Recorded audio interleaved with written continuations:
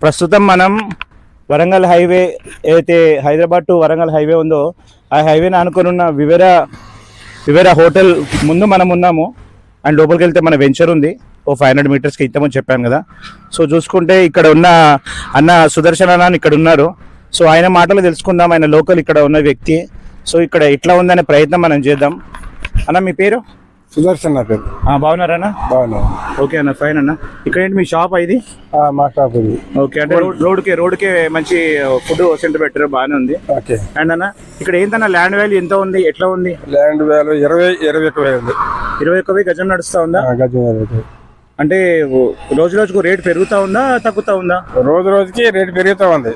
Okay, అంటే ఏంటి ఇప్పుడు ఇది మెయిన్ రోడ్ కి 20,000, 21,000, 22,000 అలా ఉందా, లేకపోతే ఇంకా మించి పెరుగుతుందా? అంటే లోపలికి వెళ్తే కొంచెం తక్కువ ఉంది, 18,000 అట్లా. ఈ రోడ్డుకి వెళ్తే 20, 21, 22 అట్లా ఉంటుంది. ఓకే, అంటే మీరు ఇంతకు ముందు ఒక 5 ఏళ్ళ 10 ఏళ్ళ కింద చూస్తే రోడ్డు రేట్ కూడా ఇదే మాదిరి ఉండిందా, లేకపోతే అప్పుడు చాలా తక్కువ ఉండేదా? అప్పుడు చాలా తక్కువ ఉండేది. ఇప్పుడు అన్ని పెరుగుతున్నాయి కాబట్టి హోటల్స్ అవన్నీ పెరుగుతుంది, రేట్లు పెరుగుతుంది. ఓకే, అంటే ఆయన చెప్పేది ఏంటంటే ఒక 5 ఏళ్ళ కింద 10 ఏళ్ళ కిందట కూడా ల్యాండ్ వాల్యూ చాలా తక్కువ ఉంది.